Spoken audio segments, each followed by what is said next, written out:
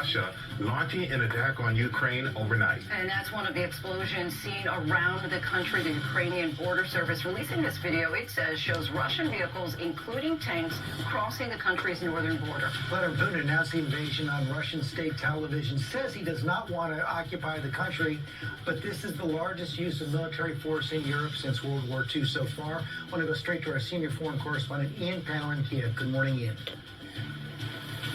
Yeah, good morning, George. And we've seen and heard more attacks this morning. We've seen 2 fighter jets fighting low over the Dnieper River, which cuts through the center of Kiev as Ukraine goes on a war footing. This is the Encouraging Prepper here, reporting to you today.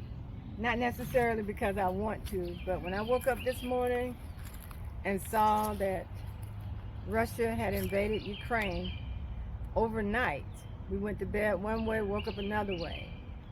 I knew I had to come on and share with you. It's a very serious time right now.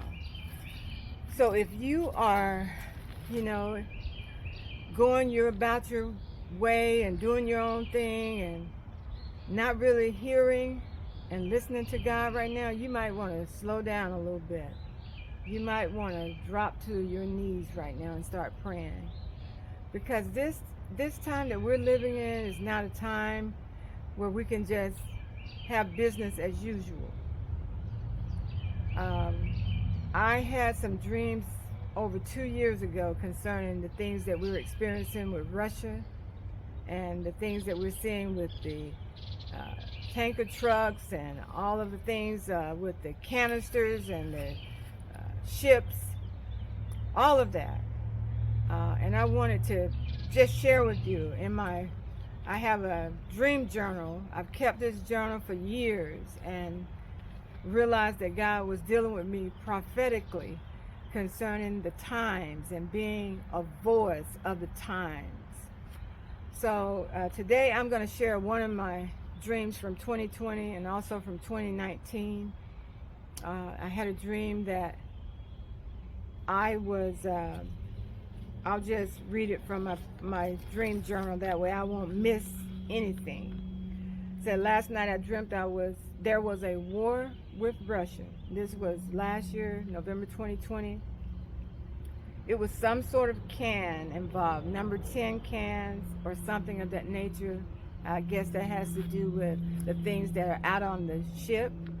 Not really sure about that part, but the fact that I was dreaming about Russia and us being in a war with Russia, even though right now we're just watching it and being a support to Ukraine, we don't know where this thing is really going. So the reason I wanted to come on and the purpose of this video is to let you know God is speaking through people that never thought they would be used by God, like me, in terms of prophetically speaking through dreams. He's speaking through visions. He's using children and he's using handmaids and just anybody that's available to God. He's using them to tell the other people, get ready. Let's get ready for what's coming. There was another dream I had where I was in a study area. And in this particular dream, this was also in the year 2020, I was in a place where rooms were actually sectioned off. Some rooms had couches, others chairs of all types, of all sort. As I moved from room to room, I entered what looked like some sort of auditorium. So in the dream, I'm in an auditorium. It appeared we were waiting for some sort of concert or show. The server, there was a server, they were serving food, and they came to the table where I was sitting with a group of people. And I said to the server, I'll have what she's having. That looks great. All of a sudden, the atmosphere changed over our heads, and a song was playing about the worship and reign of someone other than the true God I knew. So I knelt down in my chair and started praying in the Spirit. Then I felt a sense of urgency to get out of the arena. On the way out, the attendant scanned my badge around my neck and I started to run as well as others. Everybody was running. Everybody was getting out of there. I ended up on a woody, green-like path with bushes. So I tried to hide under the bush and camouflage myself. The last thing I remember before waking up is being greatly afraid as I could hear trucks coming down the road or path. I was so afraid, but remained silent and still. Then I woke up. And I've had, like I say, several dreams with God saying, prepare. I've seen food shortages. I have seen things that are just would bring tears to your eyes. It's been hard to live like, normal before, even before COVID. Even before COVID. God has been speaking. God has been saying, prepare. My husband and I sent my family, everybody in my family, a letter in 2019 saying, get ready, prepare. Something is about to change. Something is about to happen. So while the world is preparing for the Antichrist, the world is preparing for the Great Reset, we must prepare our spirits and our minds and our hearts to be ready to withstand if we should have to go through a time of testing.